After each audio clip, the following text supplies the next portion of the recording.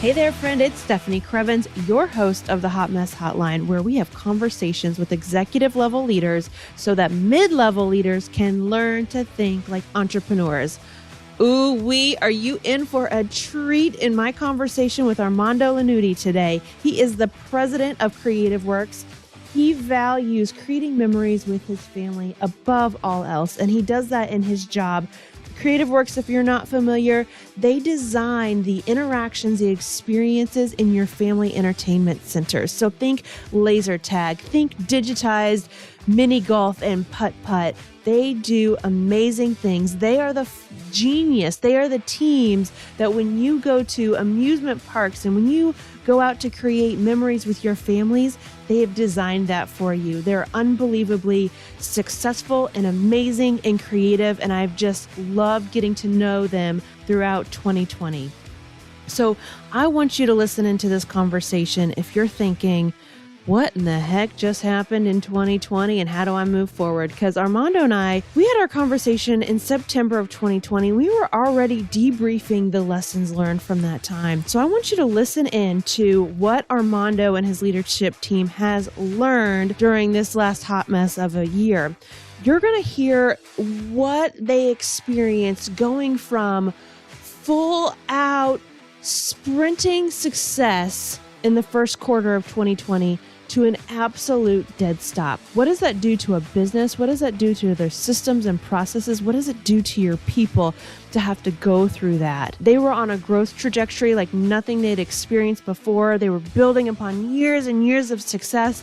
And when we got to know each other in early 2020, we were working on processes and relationships and leadership for amazing growth. And then screeching halt like the rest of the world. What do you do? What do you take away from that? Listen into our conversation to hear that. Also, you're going to hear the lessons learned from when you're too successful, when you're growing too fast, when you're trying to do too much, when you get too comfortable in doing really great things. And what does that do to a company? What does that do to leadership? And how do you need to recalibrate that? So when you're being really successful, I want you to remember these lessons. Also, I want you to hear from Armando what intentionality did for their team, what it did for the company over 2020, and how it's going to propel them into the years to come with even better systems and processes. And one of my favorite parts of the conversation is when we apply a new use of the Pareto principle. So if you're not familiar, my friend, the Pareto principle says it's the 80-20 rule. That's how you know it, right? 80% of our behaviors result in like 20% our results. 20% of our behaviors and our actions are connected to 80% of our results. We came up during our conversation with a new use of the 80-20 rule. I want you to hear this and apply it in your team and with your people. All right, my friend, let's dig into Creative Works and Armando's hot mess. All right, Mondo, tell me about your hot mess. Oh my gosh, the hot mess that we're dealing with right now is change, right? Like the world has changed, we've changed, and so now that we're kind of coming out of the initial reaction of COVID and the pandemic and government shutdowns, right now we're trying to figure out what is the new normal in the cliche way for our industry and what that's going to mean for us. And we're trying to figure out, what can we do with the staff that we have and the team that we have, because we've downsized, in reaction to everything. We've had some crazy shakeups. My business partner, as you know, unfortunately passed here recently. And so, I'm dealing with the loss of a mentor and a friend and the person that this business was started with. And, I think there's just a lot going on from that standpoint. And right now, I think one of the biggest things is we don't know how this is going to play out for our entire industry. But we realize that, regardless of what is happening in the moment, things haven't changed with regards to like people still need to celebrate. People still need to escape from what's going on, possibly now more than ever. And that is what our attractions do, and that is what our customers and our clients do at their facilities. It's just a matter of when is that going to return, right? When is the public going to be comfortable going back into a venue, and it's indoors and all that kind of jazz again. Yes. And I think it's coming in some states. I think it's very regional right now. Some states are more open to it than others. And part of that is based on how the government has reacted, how the breakouts in those areas or the number of cases in those areas. And so I think that we're going to see parts of the country where we're already seeing things return to normal, such as in the Midwest for the most part, and parts of the South. But you've got not countries. I'm sorry. You've got states like California. It's as big as a country, it seems sometimes. Yeah. Or like New York, where they're still completely shut down, right? Or mostly still shut down. And so we're seeing these, quite the dichotomy in the situation for some of our clients. And that just provides a lot of unknowns. I think that's probably the biggest hot mess that we're dealing with right now is we have a relatively confident feeling about the long-term future. It's getting between point A and B, right? That we're dealing with right now. And I think that has resulted in a lot of strategic planning that we're having to do with our leadership team, with our departments, with staffing, with our product rollout, different verticals we want to go in. And so that's kind of the nutshell of the hot mess from that standpoint. It's just, we feel confident of the future. It's just how do we get to the future at this juncture right now? We only have like one client through all this, cancel it all.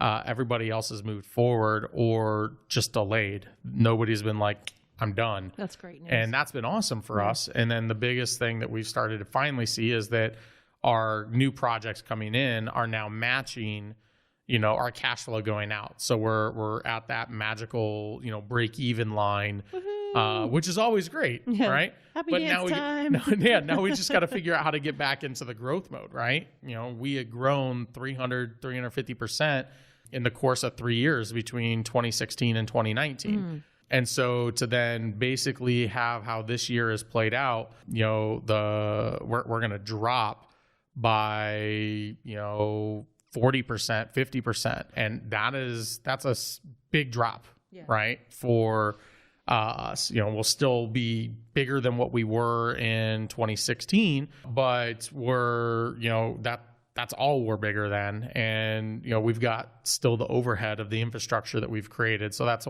one of those other hot messes that we have to resolve is that, we have to find ways not just to break even. That's great in the short term, but we've got to find ways to get back to profitability and growth again because of all the infrastructure investments that we have put into place. And again, I feel very confident about it. It's just a matter of navigating the unknowns between now and then, like what's going to happen, this fall when the flu season and cold season kick back in again, and everybody's just going to be on high alert. How's that going to disrupt business, right? So we're already trying to plan for those kind of things on like, well, what happens if we lose key people for a week at a time, not necessarily even because they have COVID, but there's just that heightened sensitivity to it. Yes. And some of our team members can work remote, but not all of them can. And so that creates a delicate balance of sometimes last minute changes or planning where, somebody's supposed to go on a trip somewhere. That's super helpful.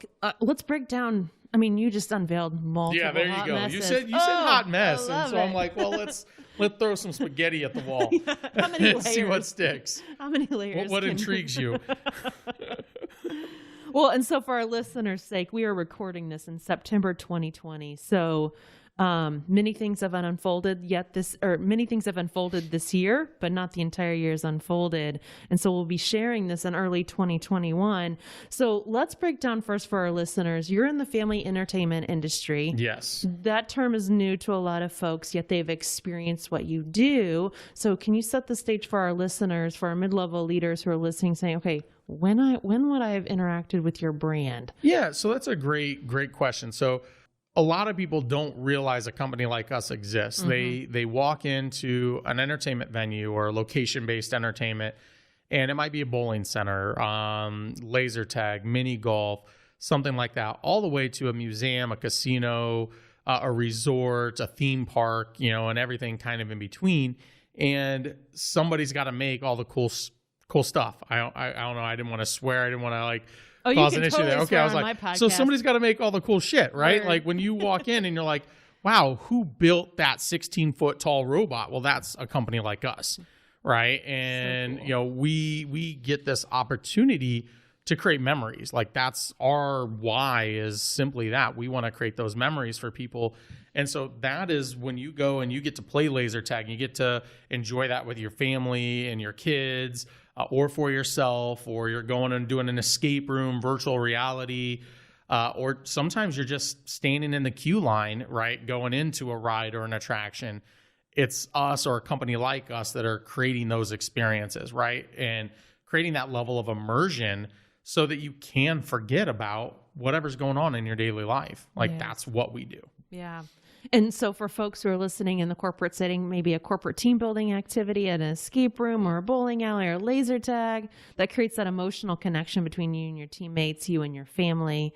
There's multiple ways to experience that. Okay, that's really helpful. So let's unpack all of this. So right now you're at a place of inconsistency, dichotomy, another unknown cold and flu season on top of a global freaking pandemic. Yeah. I mean, you're in the middle of a messy middle. Like this is just... funky. Very much so. And it's interesting that you also use the word global there too. So we are a global company. Mm-hmm. It's not like we're based in Indianapolis, but it's not like we built this, $20 million company and 70 employees, what we were prior to the pandemic, building stuff only in Indiana. Like 95% of our product goes outside of the state, and about 20% of it goes out of the country. Mm-hmm. And like that part of our business is like just completely done at the moment. Not because people don't want that product or don't need that product there, but we can't go there. And, that's the hard part. Like I can't send somebody, we literally ship the project to Dubai, and, because they want to have it on site in case restrictions lift. But, we can't afford to send somebody to Dubai, have them quarantine for 14, 15 days there in the country, right, to then be able to work, to then come back here and have to quarantine for 14 days, right? Like it in a project that might normally take 7 to 8 days, we're now adding a 30-day buffer to it. And that's just not practical, right? Especially when we're now working with a smaller staff. So especially like that part of our business is hurt. Yeah. I mean, the install piece, while that is unique to you, knowing how to install your creative work. Yeah. There's folks that can do that for you without a 30-day delay. Yeah. It's just, it's one of those things that, sometimes people are like, we'll go to a different country or even, here locally, and they're like, well, why can't you get somebody local to install your stuff? It's like the level of intricacy and the artistry and the composition of it all. Like we need our designers on site, our muralists, they're able to make amazing artwork in a small amount of time, right? They will go into an attraction and they'll, we use the term sometimes blow and go, but like they'll literally blow and go and do this amazing mural that looks phenomenal, that they're able to knock out 4,000 square feet of wall space in a matter of a week, right? A lot of artists, they'll sometimes apply for a job and they'll show us this mural of scale and we're like, oh, that looks awesome. How long did it take you to do? And they're like, well, it was like a month-long project. We're like, well, that you don't have the skill set to work at the speed of, of creative work, so to speak. Yes. And so it makes it hard because we can't just subcontract a lot of stuff out. We have to be able to do it ourselves. Oh my gosh, so many good things. So tell me, we got the infrastructure issue to dig into. We've got your dear founder and friend and mentor has passed away on top of all of this. I mean, this year just fucking sucks, man. It just sucks. Yeah, it is. It has been, it's one of those things where like, I was having a conversation with a good friend of mine this morning on the way in, and we were just talking about how like the news cycle of everything that's happened in this year is bananas. I mean, if you go to how 2020 kicked off, it was all about like the are we going to war with Iran? The fires in, Australia, right? That's not even in our perspective right now. Like so much has happened in 2020, unlike any other year. I feel like that is just, it's a lot for anybody to deal with Yes. and to try and plan and figure out their mess. Then you add in, some of the personal grief that people are having to deal with, ourselves included and anybody else out there. And it's definitely a whole nother layer of mess, so to speak. Oh, yes. So when we first met in January, I mean, we were preparing for a monster year together to do some amazing work to just make awesome even more awesome. Talk to me about what because you came into 2020 and, one of your goals was to ramp up and wrap up some infrastructure that you had invested in to make 2020, 2021 and beyond even more successful. Talk to me a little bit about how, as a company, did you feel ill prepared to face what you've been asked to face in 2020, regardless of all the prep that you had done to be successful this year? So how do you, it's hard to figure out where to start. So as I mentioned at the beginning, like we had experienced so much growth between 2016 and 2019 that we engaged, you and wanted to work with you, for example, in a 2021 or 2020, setting us up for 2020, we were looking at as like, let's not grow another 35% in a year like we have for 3 years, straight, getting us, to the growth that we had in the 300% growth. Like, let's tame that down and set a foundation for the future. Because one of the things that happens when you grow that rapidly that we were already, let's say, ill prepared for, was the things that you do at a 20-person company and a $7 million size are different than the things and the processes that will make you successful when you're 3 times that, at 75 people and $20 million. And we were starting to see the cracks in that foundation, right? And so we were preemptively going, hey, let's slow down. Let's do a little bit of a reset, at least through the first half of 2020, so that we can then hit the ground running faster, right? Like let's repave the streets, so to speak, and get rid of the potholes that are starting to form, from the speed at which we were moving. And then, and we had, cash reserves. We had, we were still growing relatively organically. We were, thinking that we were getting ahead. We had just purchased another 15,000 square feet of space on a lease to be able to give us some room to grow. And oh my gosh, did this just hit us out of left field. Now, we started to see, because of the uniqueness of our industry, we started to see the effects a little bit earlier than most, which is good because it allowed us to pivot quicker and make changes faster. For better or worse, we had a lot of team members that and even a couple clients that we made upset because we pulled them off the road at the end of February, beginning of March. And we started to cut hours, and we even started to, unfortunately, do some furloughs and some reduction in staff. And we had some people that were frustrated with us, like very frustrated with us. And then all of a sudden, like a week later, the entire country shut down. It was like stay-at-home orders, full quarantine.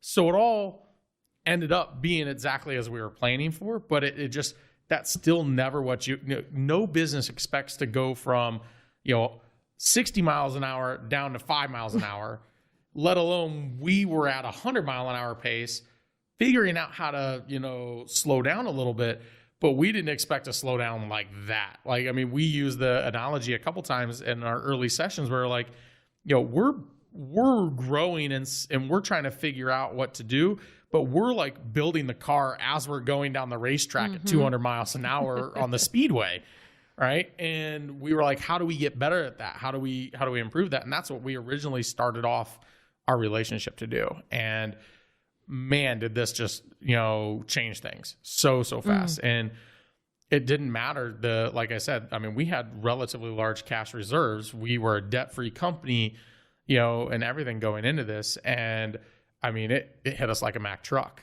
and the revenue literally went from, what we normally expect to less than 5% of what we would normally get throughout the rest of March, all of April, and all of May. And that is just not something that I don't think any business is prepared for when it's not for any of your own doing, right? I think that's the biggest thing, whether it be us or anybody else out there. This was so far out of our control, right? Yes. We don't have any control over the county or the state saying, hey, nobody can go and work.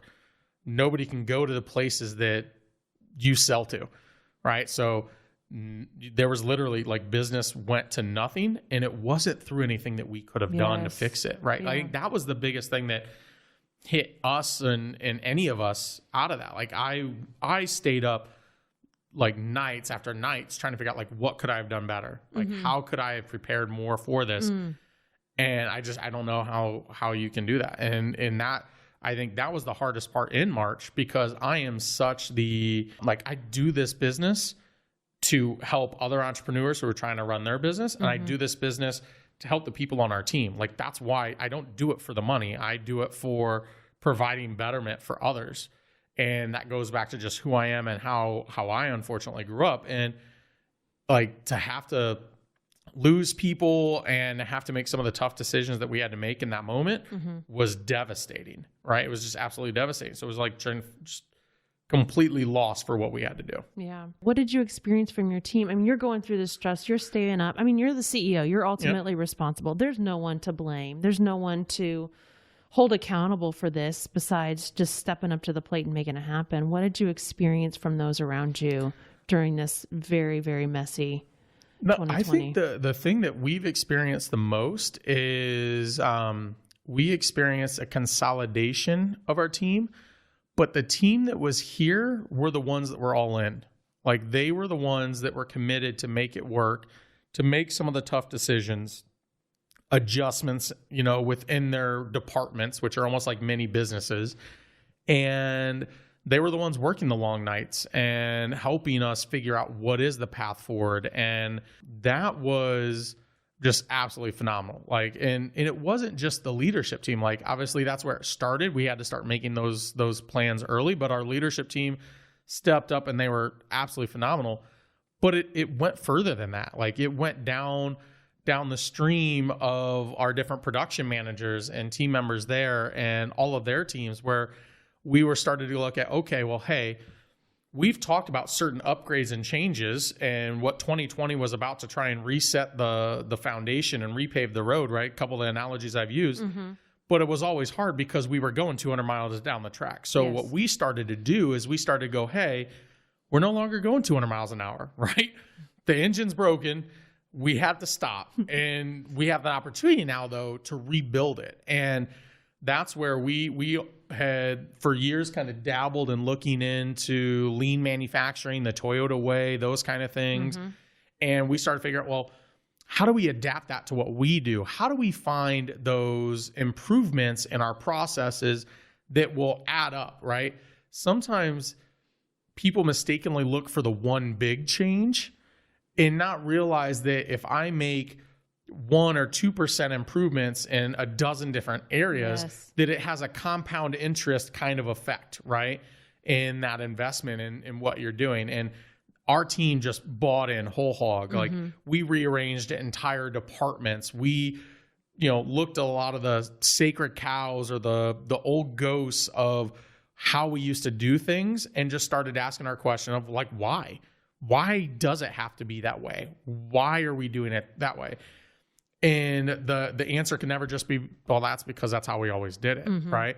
And what we found is that there were a lot of things that, again, they worked in the past when we were a smaller company, or they worked based on old data or bad data, and we were living in a new world. And so just to see everybody from our leadership team all the way down to like, our wood team, like we had a core group while everything was in shutdown. Like, we had a group of like 6 or 8 people that came in and they just literally tore our shop apart and like made a bunch of upgrades, made some restructuring into the flow of the shop to make it easier, because we also knew that we had all this business that was still going to have to happen, right? Like, this was the conundrum that we weren't expecting, is like, okay, well, we know we're going to be shut down now based on the state's proclamation for roughly the next 60 to 90 days. But we had all these projects that were supposed to happen during that 60, 90 days, right? And then we had the projects that were already scheduled to happen in June and July and August. And so what it created was this buildup of projects that need to be delivered as soon as we could. And then that created another hot mess of, well, logistically, who goes first?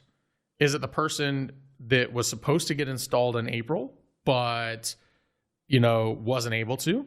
Or is it the person that was already scheduled to be installed, July 5th, and they haven't moved their date? So like it created a lot of weirdness that we had to navigate with our clients, internal production. And so we had to find a way to become more efficient, because we were also going to be doing it with 20% less staff. Yep. And that was just the amount of investment that our team had in reacting to like, okay, next man up, how do we improve? How do we make this work? What are the things that have always bugged us that we've not had the time or the ability to fix, and that would, what can we do? And as tough as it was, we also had to make some investments, right? Like that was one of those things where a lot of people, not that we didn't batten down the hatches, not that we didn't look to find places to cut costs where there were unnecessary costs. We had to get scrappy. We had to bootstrap a little bit. But at the same time, we had to go, okay, if we're going to rearrange this space now, and while it's torn down and while this space is not up and running, what do we need to invest in right now to make sure that when it is up and running again, that it's rock solid? And we had some great partners that worked with us on some product and some investments. And it was just like, we need to make sure that we're ready to grab market share, so to speak, while everybody else is retracting. And we found that, some of our competitors are already gone at this juncture, and we don't want to be that. And we want to make sure that we're, eating off their plate, so to speak, at this point. Not that I want anybody to have gone out of business, but the business is now there. There's opportunity there. There's definitely opportunity in a downturn, unfortunately. Totally get it. This season of the Hot Mess Hotline is brought to you by my Hot Mess Quiz. One of the common lessons that my clients learn during coaching is how to really evaluate a problem, dissect it for clarity, and then take action on the tasks that really move the needle. The Hot Mess Quiz can bring you that focus too. As a leader, your work life is full of, work. But according to Pareto, 80% of that work isn't even impactful. If you need to create growth and change, you need to focus in on what truly matters and what will drive new results. Take the Hot Mess Quiz by clicking on the link below, which is stephaniecrevens.com/Hot Mess Quiz. Just like this podcast promised, and this is in the real world too, what happens when people stop being polite and start getting real? That's what you're going to get in this report. It's going to be tailored to your business hot mess to tell you exactly where to focus your efforts first, and then how to bring your team along to get the change that you need to create. Go to stephaniecrevens.com/Hot Mess Quiz. Don't wait another minute to start becoming the pro troublemaker you've always wanted to be.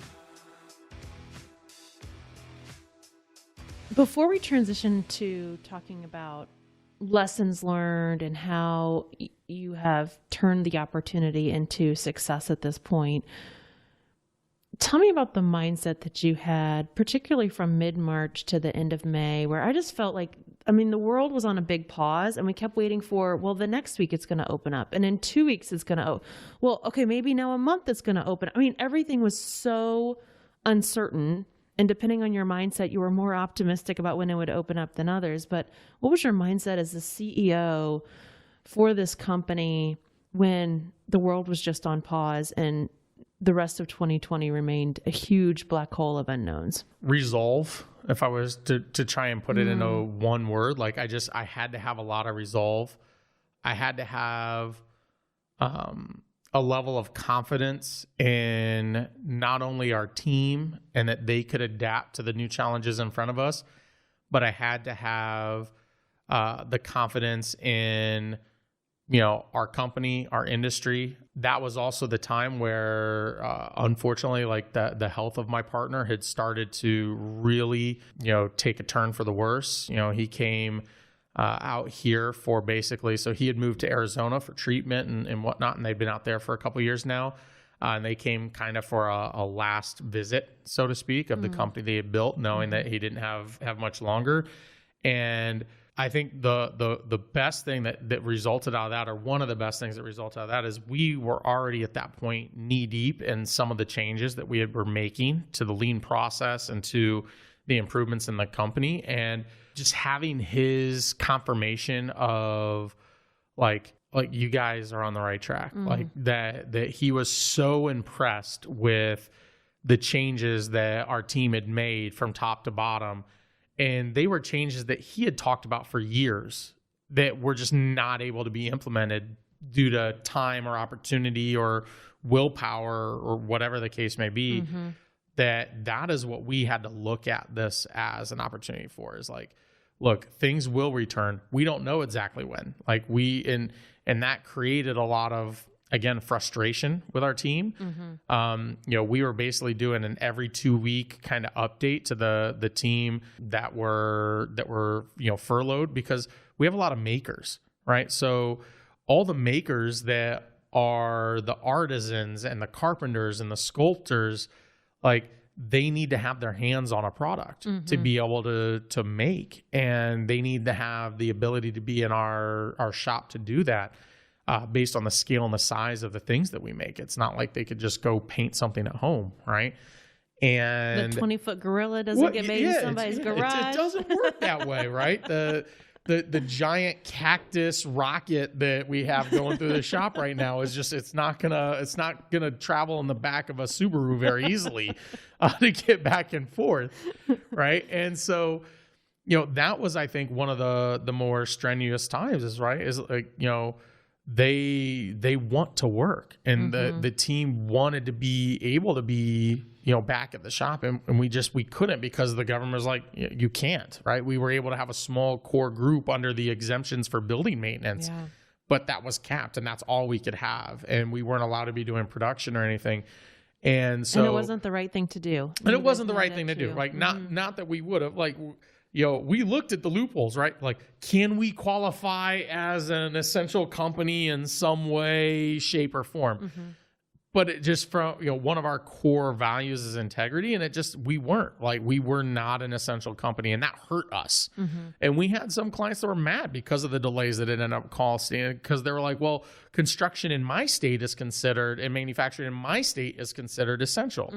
But it's not in ours, right? At least not the type of manufacturing and construction that we do. Right. And so that's one of those other things that really was difficult to navigate is each state's rules were different, and it shaped the perception of those people in those states. And so that's something that somebody who's just, living here in Indiana may not have realized, that somebody in even a neighboring state like Ohio or Illinois could have a completely different view on the world and what they were able to do and what they were, not able to do. And then you spread that out to all 50 states, and it makes, a massive difference. And I think that was the key piece in that, March to May timeframe, is just like, there was so much unknown, schools getting canceled, having to adjust that as well. Like, it sounds silly, but that dramatically affects your workforce. Of course. Everybody went from, expecting to go into maybe a spring break that got extended by a week or two to, hey, we just went into a 20-week summer vacation,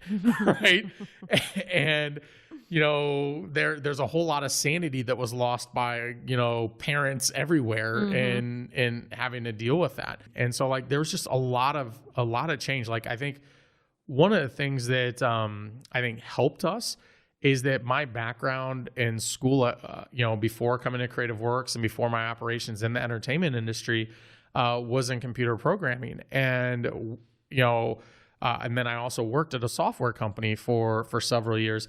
And there's a mindset in computer programming that started to get adopted in a wider business sense now, outside of the computer and the programming world, of agile, right? Yes. And that is just this idea that, yes, you need to have a roadmap, you need to have a plan, but you need to be able to turn that ship, right? And adjust dramatically. And the fact that I had that mindset, that our team had that mindset, I think was invaluable to our ability to change. And although we ruffled some feathers, maybe making some of those changes earlier than people expected, they've been the right choices. Yes. And realistically, some of them we probably should have even made sooner. And, that's some of the clarity that you get with hindsight. Of course. So let's pause there on the hot mess. You've revealed to us multiple layers that Creative Works has had to deal with. We need like a 3-hour podcast for this. I think so.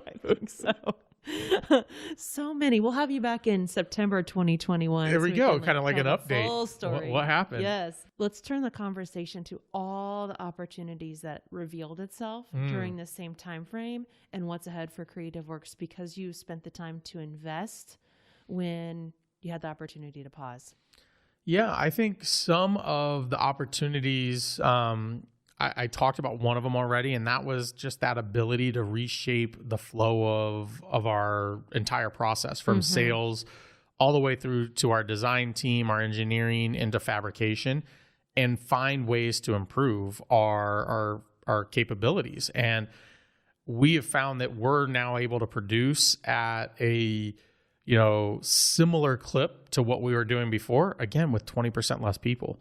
I think that's something that maybe some businesses, for better or worse, are realizing that they had, some opportunities for leaning out not just their processes, but some of the staffing that they have. Right? Not that I want anybody to have ever lost their job, but it's amazing what our team has been able to do through those processes. I think other opportunities have been, to pick up projects from competitors that have not been able to survive. They've not been able to adapt. We've started to look into other verticals and start to make inroads there, that we just, we make a lot of, like I said earlier, like we make some really cool shit, and we have some amazing talented artists and tools that just other people haven't done. And, we're the big fish, so to speak, in our industry, or one of the bigger fish in our industry.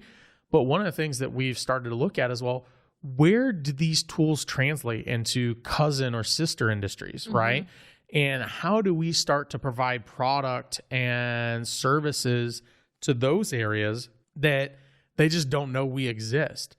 And, when they're trying to find things, and we've dabbled in that in the past, right? Like we've done stuff, like we were part of the molding and the sculpting of the Peyton Manning statue, outside of Lucas Oil Stadium. Yes. And nobody would think of that about what we do based on our core product.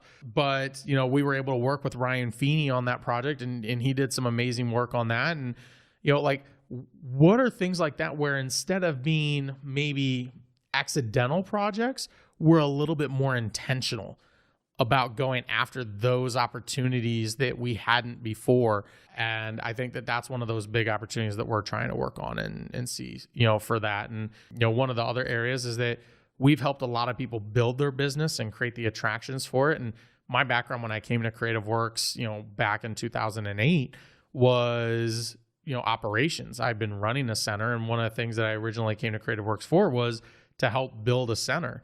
But we just kept growing and growing, and it never became a hot enough priority with all the other growth to ever stop that portion of our business and pivot and do that. Well, we've started to use this time to be like, nope, we need to make the time to do something along those lines, if for nothing else, to have a place to just better test what we do before it gets out in the field, right? So we're going to create a couple, local facilities here that'll have some of our attractions and pieces in it, and partner with other clients that we already have in the area too, and provide them some, cutting edge, things, so that we can get just that much better at what we do. Yeah. Oh, a Creative Works showroom. Yeah. Well, it's funny. Exciting. Like we used to have one. So like our building where our paint department and our finishing room was, we had basically, nobody knew this. We had like a 12,000 square foot showroom of an entertainment center that nobody ever got to go in and play. Oh. Like it was literally like you just walk in and, it's a lot of really cool stuff. Giant robots, pretty pictures. We had a mini golf, a laser tag, laser maze, all this kind of fun jazz, escape rooms over there. But they were just a showroom for when people would come into town and for us to do testing. But when we grew so fast in 2017, we had to rip all that out for an extra production space. Right. And so we just relied on some of the local clientele that we had to be able to test certain things there, but we weren't able to do it at the same. It's one thing when you can literally walk across the street and make whatever tweak that you want. If you break it, who cares? Yeah. Right. If it didn't work exactly as you need to, you're not affecting somebody else's business. And even though we would have a risk of disrupting our own business, if we own the facility, it's our own business that we disrupted, right? It's not the same as if we messed up, one of our local clients, projects. And so I think that there's definitely some opportunity there that we're going to fulfill, with that. So I hear a lot of great opportunity on the sales front, marketing front. What opportunity revealed itself? You mentioned redesigning the production and carpentry areas. What other opportunities do you see now in more of the operations of Creative Works because of COVID and what's happened? I think one of the biggest opportunities that I've seen, and I don't know if this is widely applicable to everybody else, but I think it is. You can't fucking do it all by yourself. And so although we had a leadership team in place, I felt like I had to make all the decisions, that I had to do a lot of the things or have to have a hand in a lot of stuff, even if the tasks were delegated out. Versus one of the opportunities I've seen is I check in with my leadership team. I ask where I can help. I ask what they want help with, what they want advice in. And occasionally, don't get me wrong, I'm sure I still stick my nose where it doesn't belong at times. But I think one of the opportunities that I found in our operations is giving them the runway to experiment and to play and to adjust, and just making course corrections, not necessarily with, a heavy hand, but with a light touch. And they have really taken that ownership on, and they've passed that kind of responsibility down to their own team members as well. And I think that is where, as part of this lean process, we've found so many operational improvements, because they felt that they have the autonomy to make the change that they've always wanted to make, but they never felt that they had the ability to make. And that has led to so many improvements in our company and our process. And look, they're the ones in the trenches every day. They're the ones that are building these amazing props and these attractions, not me, and not even our leadership team. Like, they're still a level or two removed. So making sure that we're taking that feedback and applying it and giving that runway to make the changes. And I think that has been one of the biggest opportunities that we've seized upon, and that has made a massive improvement. And I've talked a lot about efficiency and capabilities, but it's also quality. Like, the quality of some of our products that are coming out today compared to what they were coming out at the end of 2019, I just think is better, because they've made the refinements that needed to be made. And that's just going to improve us long-term as well. How have you seen your mid-level leaders and below take on new responsibility and accountability, because you've been willing to not carry such a heavy burden? No, I mean, I feel like I'm beating a little bit of a dead horse, but like, part of it is just that ownership mentality that we've provided to them, right? Like, they have adapted this lean mentality. They hold meetings every day. It's not me running the meeting for the company, every day. It's rarely even our leadership team members. It's the individual team members. And it has allowed them to take a different perspective. Now, some of them, they don't like leading the team meeting because they're nervous. They're an introvert. But it's also allowed them to spread their wings. And some of the people that maybe you wouldn't have assumed were going to be a great meeting leader for the week have just knocked it out of the park. Like, they really have. And they've had this anxiety and they've had this concern of it, but they have stepped up and they've done it in great ways. And you can tell that they're nervous, especially in that first one on a Monday, right? Yes. But then they get to that, we run 4/10. So they get to that Thursday meeting, and all of a sudden they're a kid in Candyland. Like, they are much more comfortable. They are much more, just able to project and do what they need to do. And I think that has just, again, it's shown that when they're doing that to their peers and they're leading that with their peers, it's then allowing that next person to feel like they can do it too. Like, that's just a real simple, example of where everybody all the way down the line has stepped up, from that standpoint. One of the things I experience with companies that have been successful is they start overspending. They start buying more things that are nice to have versus must have for a business to truly be successful. What do you feel are the opportunities to remain scrappy as we continue through 2020 and beyond? Oh, we were that company. Don't get me wrong. We were that company where it's like, we're doing really well. We got stuff coming in. Like, we got plenty of reserves. Like, let's go do this, right? Mm-hmm. And we definitely made purchases and decisions that were not as fully vetted out as they probably should have been because we were in a comfort zone, right? Yes. We were in that mode where it's like, even if it isn't exactly what we needed, or if it doesn't pan out perfectly, like, we can absorb the loss if we needed to, right? And it's a dangerous place to be in because it assumes continued growth. Yes. And that is going to be there to cover for that loss or that mistaken choice. And had the pandemic not happened, we wouldn't have learned these lessons. Mm-hmm. And we would have kept going down that path because we were, even with a plan to slow down our growth a little bit, we were still on a great trajectory. And the pandemic and how it affected us, like, it just, all of a sudden, it allowed us to start going back in. And one of the things that I've always been a proponent of, but we hadn't fully implemented in the right way, is making sure that we're making decisions from a data standpoint and we're doing our due diligence versus anecdotal, decisions that we were making at times, because we felt like we didn't have the time to fully vet out a situation. And what we found is that not making the time, or the expense of not making the time, was greater than if we would have made the time. Right. Yes. And so that is one of those things that, even coming out of this, and as we're starting to ramp back up, we're making sure that we're taking the time for those things. We're going through, what we call a PDLC, which is a product development life cycle process, when we're trying to determine, should we make this change? Should we go down this path, et cetera, for a new product?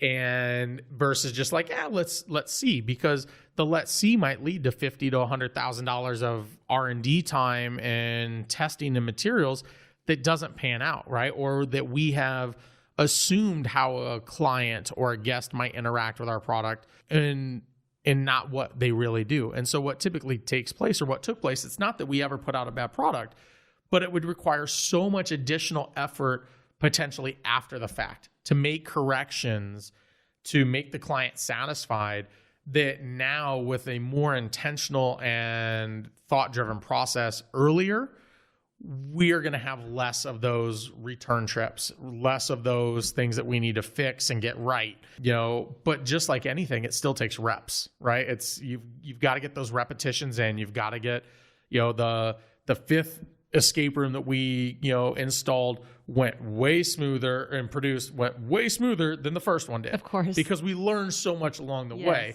We just want to shorten that learning curve and try and learn a little bit more before we get out the door with the first one, right? And I think that's been super important for us. And learning, like, okay, because of time, we can't just stop at the first answer, right? Even if it might be a sufficient enough answer, it doesn't necessarily mean it's the right answer, right? Yes. It's, good is the enemy of great, right? And that was sometimes happening, where it's like, I got to this answer, it was good enough, so I didn't continue going down that path because I don't have time. Yes. Well, we need to make sure that we're making that time. I think that's one of the biggest differences that we're trying to do. Now, we're not perfect. It's not something that, I'm not going to say that every decision gets fully vetted in the way that it is, because we're still human. We still fall, into some of the habits that we're having to slap our own hands to make sure we don't keep putting it in the cookie jar when we're on a diet, right? But it's one of those things that I think that we're trying to make a much more conscious and intentional effort doing. Yeah. This season of the Hot Mess Hotline is brought to you by my Hot Mess Quiz. One of the common lessons that my clients learn during coaching is how to really evaluate a problem, dissect it for clarity, and then take action on the tasks that really move the needle. The Hot Mess Quiz can bring you that focus too. As a leader, your work life is full of, work. But according to Pareto, 80% of that work isn't even impactful. If you need to create growth and change, you need to focus in on what truly matters and what will drive new results.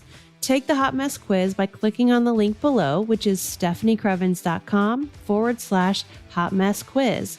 Just like this podcast promise, and this is in the real world too, what happens when people stop being polite and start getting real?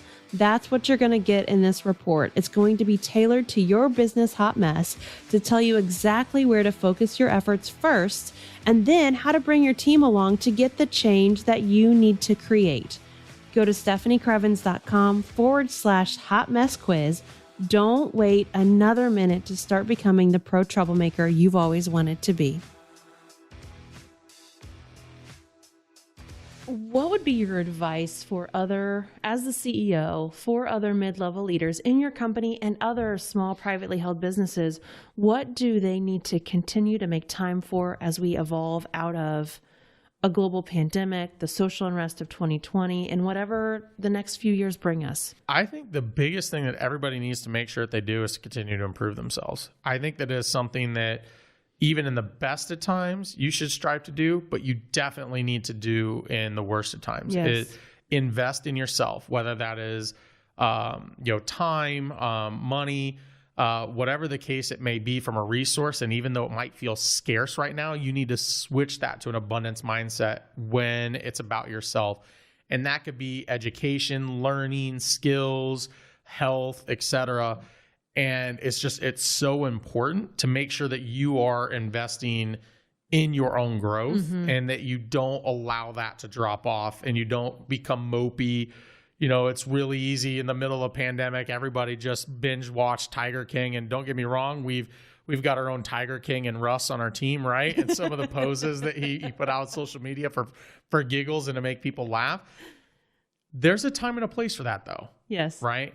It's not that you can't have those indulgences and those things. It just can't be all the time. Yes. Right? You've got to make sure that you're finding the time to improve yourself because that's how you're going to survive something like this, right? We got to a point when we were growing that we, for instance, went hugely down the path of specialists in many, many positions.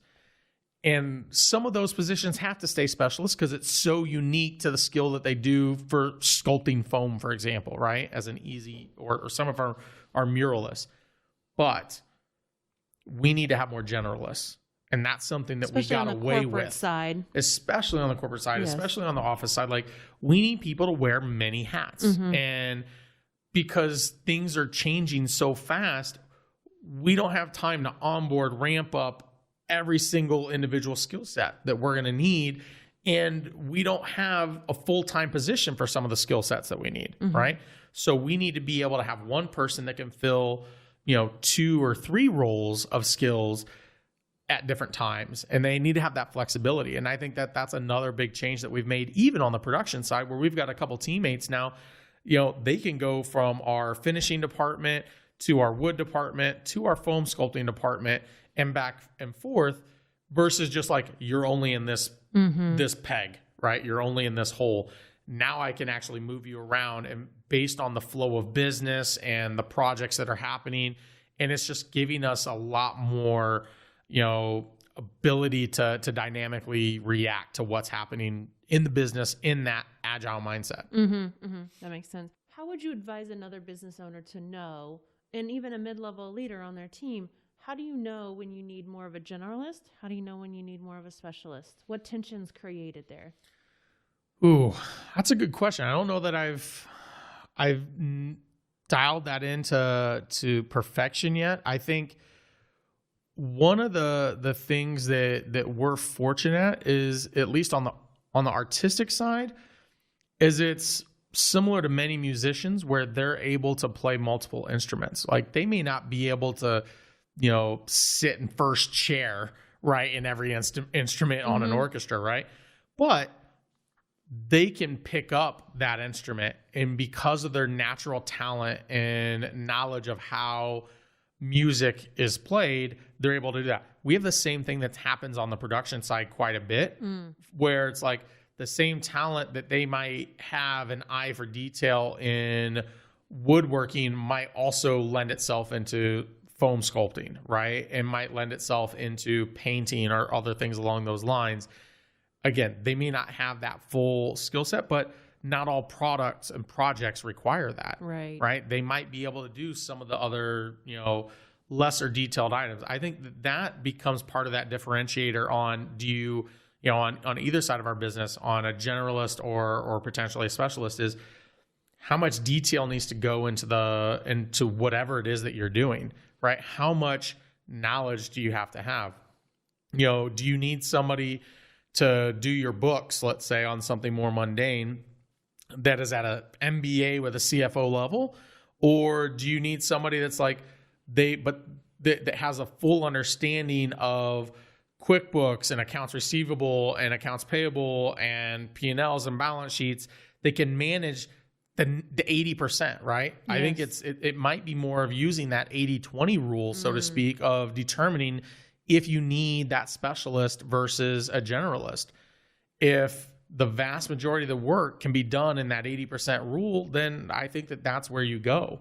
You heard it here, friends. Mondo just made up a new rule, a new application of the Pareto principle. Exactly. I think that might be a good way to potentially look at it. That makes great sense. Do you need to go that extra 20%? And we use that mentality on a lot of our product development too, right? The first version is, what's the MVP, right? Prove that the concept works. Yes. Prove that you've gotten to that baseline. And there's a lot of work that goes into that first 80%, but there's just as much work that goes into that last 20, right? To get all the details right. And so I think it's just looking at it like that too. That makes great sense. What do you wish that the mid-level leaders knew about being in the CEO's shoes? That's a tough one. I think the hardest thing about being at the top of the company is that there's almost nowhere to go, right? With your concerns or your fears or your questions at times, right? Is it a loneliness then? It's extremely lonely at the top, right? Yeah. And it's one of those things where you can have a great relationship with your team and your leaders, but there's a lot that you end up having to just internalize and deal with. And now I've tried to be as proactive as I can and work with, mastermind type groups and a business coach and stuff like that to try and navigate and have at least somewhere to bounce certain things off. But, we can't be in a situation, everybody else, if you go all the way downstream in any company, there's somewhere to go up to, right? And you have an issue, you have a complaint, there's somewhere to go typically to be able to try and get some assistance, get some help, vent, solve a problem. There's very few places to go, right? And that's one of those things, I have a phenomenal relationship with my wife, but when I have a tough day at work, we might talk in generalities, but because there's a lack of, let's say, contextual detail sometimes, you can't even fully explain why you're frustrated, because of the amount of time it would take to give all the context and all the detail to get somebody caught up because of all the nuances that can happen, right? And so even, with a spouse that you're close to, you might not have that outlet, right? To be able to talk, or even close friends and things like that. And there's a different perspective that you have when it's like, hey, if this doesn't work, I lose everything. Yeah. Right? That's a big difference between even somebody that's, on a leadership team that's in a management level, but all the way down to somebody at, that's in production or in design or in support and IT that's on our team. The worst case scenario, not that this isn't a horrible scenario, don't get me wrong, but is that you need to go find a new job. There are other jobs, even in a bad economy, there can be other jobs for you to go to, right? And there's relief that you can get. If this doesn't work, I'm not just going out and getting a new job, right? I will have to find another way. And because of the debts that you do have to take on to make it through stuff like this, and for the growth that you have, and for the contracts that we've signed, that are out with our clients, all that comes back to me. Yes. Right. And so I think that there's just a different weight that you carry. Now, everything is proportional though. I am one of those people that has a great amount of empathy. One of the best words that I've learned in the last 2 years is a word called sonder. And so what Sonder is, and I'll tie this back around to where I was going with that. Sonder is the idea that as you walk through the world and you are sitting at a stoplight, there's a car next to you, right? Or you're sitting at a restaurant, there's another family or a couple or whatever sitting over there. They're the extras in your life, right? They're the people, you don't know their names, you don't know their background, you don't know what's going on. Mm-hmm. But it's the realization that their life is just as complex and nuanced as yours, right?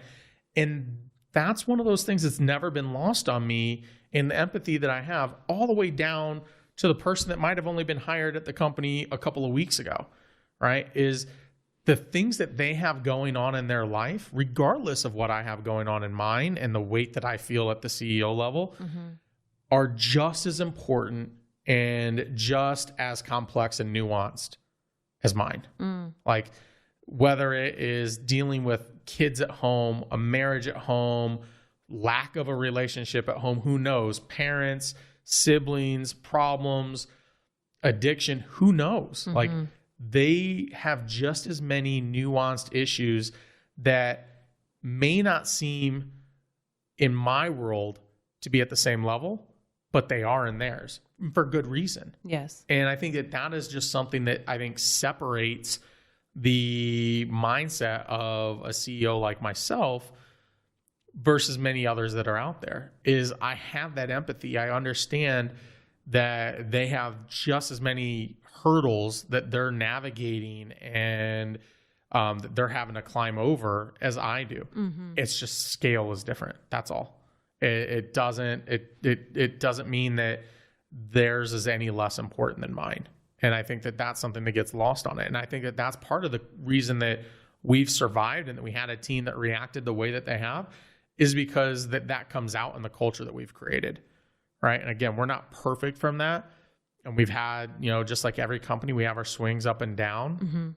But, the benefits that we give our team and the culture that we try and create is that we do value everybody, down to the newest person that's on the team. And we try and provide that for them. And I think that is just a different perspective that a lot of other companies, don't have, right? And owners don't have. It's all just either about the bottom line or about themselves and a select few, versus like, no, it's got to be about everybody. Yes. And that's been loud and clear in our work together. And you said early on, like, people are number one. And I was like, okay, well, we'll see how this plays out, because it's lip service, right? A lot of people, it's lip service. A lot of companies, a lot of top leadership say our people are our top asset. I mean, it's so cliche, but you all have lived that, and it was evident in the graceful ways that you help people transition out, help people gracefully transition in during all of this. What would you say, as the CEO, is your top lesson that you've learned so far about everything you've been through? I think that something that I have as a motto or a methodology that I've carried through a lot of aspects of my life is that you have two choices, when something happens to you. You can use it as a crutch, you can use it as an excuse, and you can use it as a reason why something didn't go right.